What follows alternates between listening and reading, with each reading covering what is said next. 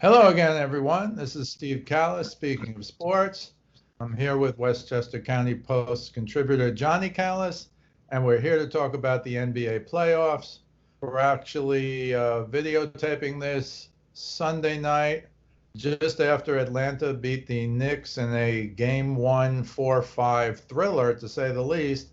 But we're going to pick a Final Four today.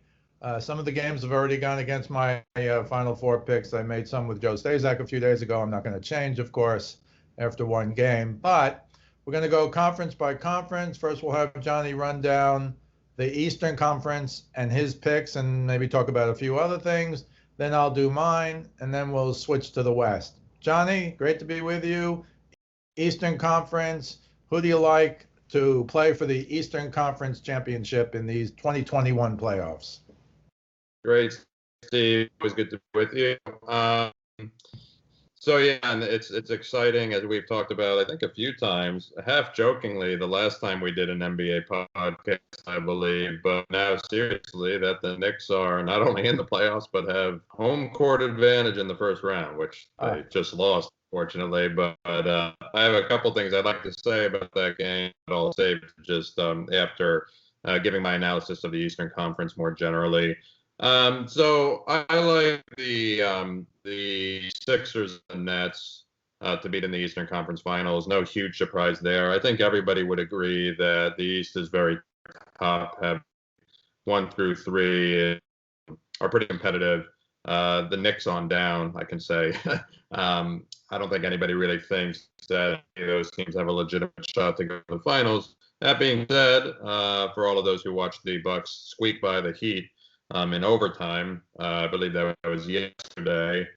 And considering what the Heat did to Giannis and the Bucks last year in the playoffs, maybe you could say that could be a competitive series. So I think the probably best series we'll have is potentially the 2-3 matchup between the Nets and the Bucks, two legitimate powerhouses in the NBA today. But in general, I just like the Nets, and I like them to actually come out of the East over the Sixers as well. And it really just comes down to they have the best players. The big question mark is defense, and it's a legitimate question mark. But when I think if Kyrie, Harden, and KD, even though they've only been on the court together for a single-digit number of games, maybe all year, I'm not sure exactly the number, but it's not a lot. There's just so much firepower there. And I know Tobias Harris had 35-plus points yesterday, a huge win for the Sixers. It's hard to see him doing that over a 7-game series. Embiid, you can argue, would be the most dominant player in the league, and will have his way with the Nets. Who's going to match up against him, really? But I just think that Durant, Kyrie, Harden, I think I said this earlier, you have 2 of the 3 just best pure score. I mean, you have 3 of the best scorers in basketball. You have 2 of the 3 most clutch scorers in KD and Kyrie, and then Harden's the third guy who, if you saw the Nets play at all this year, your conclusion about James Harden should be this guy is the best overall offensive player in basketball today. Now, can you translate that in the playoffs is still the big question, but it's a lot easier to translate that in the playoffs when you're not the only guy, and not only do you have one other superstar, you have 2 other superstars with you. So I'm going to take Nets Sixers in the Eastern Conference Finals, and I think even though the Nets defensively are horrible, I just think that offensively they have too much firepower. And I think while they are really bad on defense, KD even can have their moments defensively. KD's obviously been through this a few times before. So I'm going to take, coming out of the Eastern Conference, the Nets over the Sixers. But I think that could be an excellent series that goes 7 games. Just a quick note on the Knicks-Hawks, which was one of the you mentioned before we got on the podcast, if that was Game 7 of a conference finals or NBA finals, it would have gone down as an all-time great game, back and forth throughout the fourth quarter. Big shots, but also, it wasn't one of these 130 to 128 games we see too often now. Pretty good defensive game as well. I just have to say, Trae Young, he did make an incredible floater that ended up being the game-winning shot after Derrick Rose made an incredible floater. Talking about guys with 2 of the best floaters in basketball to tie the game on the possession before. but there were some, for 3.5 quarters, the refs didn't call anything. And Randall and Trae Young get to the line as much as anybody in the NBA. I don't know if either of them got to the line before midway through the fourth quarter. Then with Trae Young, I know he has an incredible way of getting contact, or whatever the phrase might be, of making contact to get to the foul line. But I'll tell you, man, once they put this guy on the line, they just keep putting him on the line. And that foul call against R.J. Barrett with about 30 seconds left that put the Hawks up 2. Otherwise, it would have been a tie game, Knicks having the ball. After Thibodeau challenged it unsuccessfully, that you just can't be calling that in the last minute of a playoff game. I'm sorry. I mean, it's just a little bit ridiculous. I know I'm a Knicks fan, so I'm biased.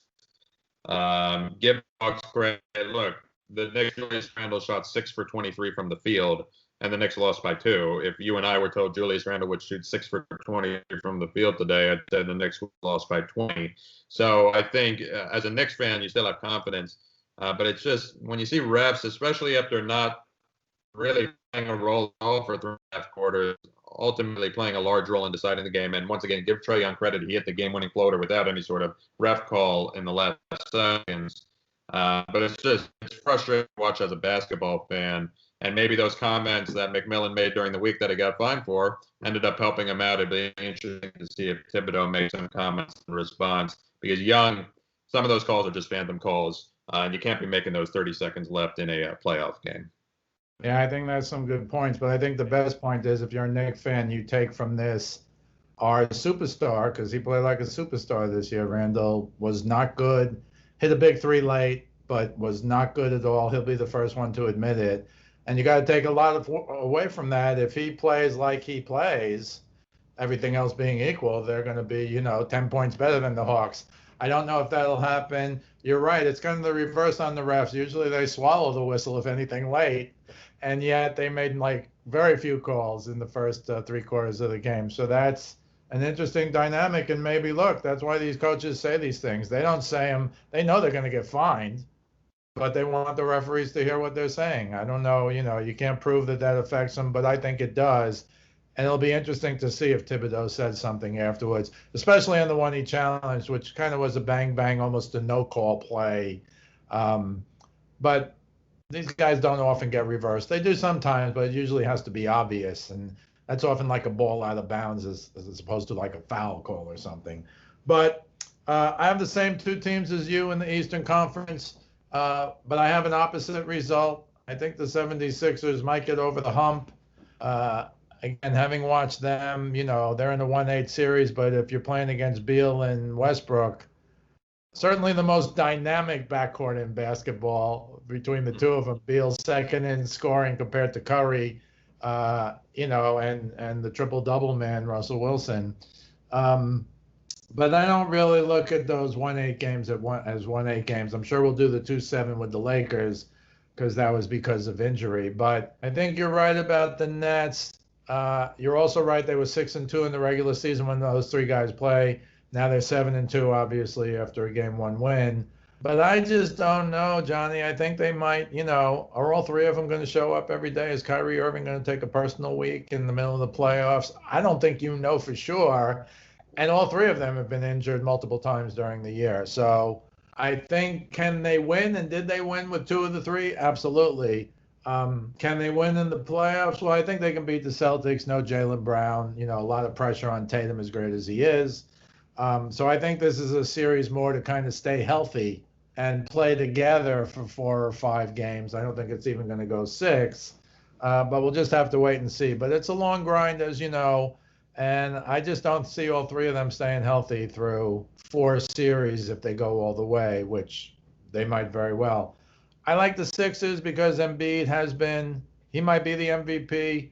I know everyone's leaning towards Jokic, and since they played well without Murray, I think, they have a good case. But Embiid, as you said, the most dominant big man, nobody can guard him. He's got a fadeaway. He can make a 3. He can be dominant inside and bully you. Simmons, whatever you think of his shooting, is a dominant defensive player. He can guard anybody on the court. Tobias Harris went nuts today, and he can do that. He's a max player. I don't think he's a max player, but he gets paid the max, so he's a max player. But that's an awful good three. And you got a guy like Seth Curry who made some, he can make some incredible threes. And Green is, he's a good guy to have on your team. So I think they're five, and they have their own record. They're five when healthy, had an incredible record. I don't, it was like 27-7 or something. They played a lot together, is my point. So I think the Heat, I think you need a year. I don't count this as a year when they played 8 games in the regular season together. But you pointed out these are three of the greatest offensive players. I mean, Kyrie Irving, to me, whatever you think of him, the earth is flat or whatever, going to the basket, he's as good as anybody who's ever played, in my opinion. The stuff he does. And Harden is the best combo right now, assistant scorer. Whatever you think of Westbrook, he's not a shooter. But Harden is incredible, and Durant's better than both of them. So you're right. They have superstar 1A, 1B, and they got to be three of the 10 best players in the NBA. The only question is, are they three of the top 7? And that might be Kyrie drops out. He's not in the top 5, but Durant and Harden are. So they're going to be tough to beat. I think the Sixers can do it. And I think it's going to be fascinating. But, yeah, I'll take same as you, except I'll have the Sixers making finally, if you're a Philly fan, the NBA Finals. Let's switch to the West now. The West is a little different because I thought the play-in thing was a joke, as you know. We don't really have to talk about it here, but, Golden State got knocked out of the playoffs because they had a play-in game. And they came this close to beating the Lakers in that 7-8. Look, it's just extra games for money. Everybody's starving. You knew when they did it in the bubble last year with the 8-9 game, you knew they were going to do something. And now it just bothers me at the end of the season, you got 12 or 13 teams on the list because we have a chance to get to 10th. We're only 5 games under 500. I mean, 3 of the 4 teams in the East are under 500 in that play-in, and the 4th was at 500. That's a joke to me. In the old days, we used to call them mediocre teams, wait till next year. Now, if we can only, it happens in the NFL every year. They've done that as well. But I'll leave that for now. So we have the same teams in the East with different winners making it to the NBA Finals. But let's go to the West now. Obviously, Phoenix and the Lakers is a fascinating series. The Lakers are heavily favored. We don't really talk much about the 1-8 series because I don't really view them to be competitive. If you got something to say, please say it. But give me your 2 teams in the Western Conference, and that'll finish our Final Four that we'll revisit when there is a Final Four. Yeah, no, absolutely. And I think just a quick point about the playing game. You and I are on the same page, really across all these sports, but it's really worse than basketball and hockey because too many teams make the playoffs to begin with. Hockey, at least, you can have as an 8 seed a really good goalie and be competitive. Whether or not you should be justified in making the playoffs in place is a question, but at least those games could be competitive. Basketball, the 1-8. Except for a couple of examples, the Knicks in the late 90s against the Pacers, but that was a shortened season, so that was an exception. I think the Warriors against the Mavs probably 5-6 years later in the mid 2000s. But no, I think the play-in is a joke, and I just like to but the compromise I'd be on board for because I'm afraid they're going to make this permanent, and I really didn't like it. If you want to have a play-in 8-9 for the 8 seed, that to me would be better than a play-in for 7 through 10, and you have a 7 seed like the Lakers, who actually are a 7 seed that deserves to be in, or if it was the Mavericks or whoever, because in the West, there have been actually for the last few years 7 really good teams. Not in the East. That's a different question. The East, you could have just taken 4 or 5 teams probably, but that would be the better alternative to me if you're going to have him play and just restrict it to the 8 seed. Though, honestly, I think there should probably just be 16 from each conference in, but that's a separate story for a separate day. Anyways, in terms of the Western Conference playoffs, I think we might differ here. I picked before the year Lakers to go all the way. After watching the game earlier, I don't feel quite as confident in that pick and with the injuries, and I just don't think LeBron is totally back. But I'm not going to back away from it. They're still the Lakers. It's still LeBron. Until somebody beats them, I'm going to believe that he's going to keep going. I had the same analysis with Tom Brady. Frankly, the 2 best players really in their sport in terms of winning over the last 2 decades. So I'm going to go with the Lakers. I will say the Suns are incredibly tough, which I think, though, for the Lakers in a weird sort of way is a good thing if they can beat them, because I think it means if they beat the Suns, it means they're getting healthier. It means they're coming together, and they could really steamroll through the West, even though it's very competitive. That being said, if the Suns beat the Lakers, that also tells you a lot about the Suns. And I'll say right now, I'm gonna take the winner of this series to go to the NBA Finals. I just think that it'll be the Lakers even after today. Devin Booker has been lost in Phoenix for a while, lost no more. He is one of the best top 3-4 one-on-one scorers in basketball. They needed to double him today. He still scored sometimes. He oftentimes made the right play even when he didn't. The big question mark, we talked about injuries. Chris Paul, he had a really impressive mid-range jumper that just looked funky because he hurt his shoulder. Then he had a terrible air ball. I've never seen that from Chris Paul, even though it was up against AD, but a terrible air ball just a few plays later. If he's injured, while I do think as good as Chris Paul is, Devin Booker's their scorer, they're not going to win this series without Chris Paul. As good as Ayton and some of those other guys are. Jay Crowder, huge jump ball, even though I think LeBron won it, but they have those kind of guys that are really good. So I'm going to take the Lakers coming out of that sort of bracket in the West. And then I'm going to stick with the Utah Jazz. I'll be honest, it's half a cop-out answer because I don't know what's going to happen in this 4-5 series, which is who's going to end up playing the Jazz. And I'm confident that the Jazz are going to win their first-round matchup, so it's almost the safe bet in a sort of weird way. But Utah's been consistently the best team in basketball, I'd say, throughout the course of the year, especially considering they play in the West. I think they've taken it to the next level, and I think that next level is the Western Conference Finals. A LeBron Lakers versus a Utah Jazz matchup would, to me, be fascinating because LeBron had some brutal comments for Utah when they were making those All-Star game selections. So I think that would just be interesting to see. But I'll take Lakers Jazz in the Western Conference Finals. And I'm going to go with the Lakers to go to the NBA Finals. Well, I have a different view of the West, of course. And I did a podcast with Joe Stazak of ESPN Philly before, and I picked Phoenix to win that series. So it's not just because they won the first game, but you're 100% right. If Chris Paul can't play, and boy, did it look like he was hurt, but, he went out, he came back, he played. But if he's not Chris Paul, he really has made Booker a superstar. Booker's been great for years. You're right, lost in Phoenix. But with Chris Paul, with that experience, Booker looked unstoppable in game one, and he's been unstoppable, and he has as good a mid-range game. I know the analytics guys go nuts, but he has such a great mid-range game, much like Kawhi, frankly, would be the other guy who comes to mind. So I did pick them. I'll stick with them. But I'm also sticking with the Clippers because the Clippers lost game one to the Mavs, and the Clippers might be in trouble. And I'll say it again. You can tell me all you want about they didn't have a point guard. Here's Rondo. You can tell me anything you want. Paul George in the first half was last year's Paul George. I think he was 1 for 7. Picked it up in the second half. But if Kawhi's going to battle these guys with another superstar, and they decided the other superstar was Paul George, he's got to be better than 1/2 Paul George. And I think that's why they lost last year, not because they didn't have a point guard, allegedly. But, Rondo, it's like wherever Rondo goes, they win. He's taking teams who aren't any good, and then they're in the playoffs, and Rondo's the point guard. Of course, the Lakers got him last year. The Clippers got him this year. So I'm going to pick for my final two, Phoenix to beat the Lakers and make the finals. I agree with you. The winner of that series makes the finals. I'm just not sold on Utah either, which is probably a bias.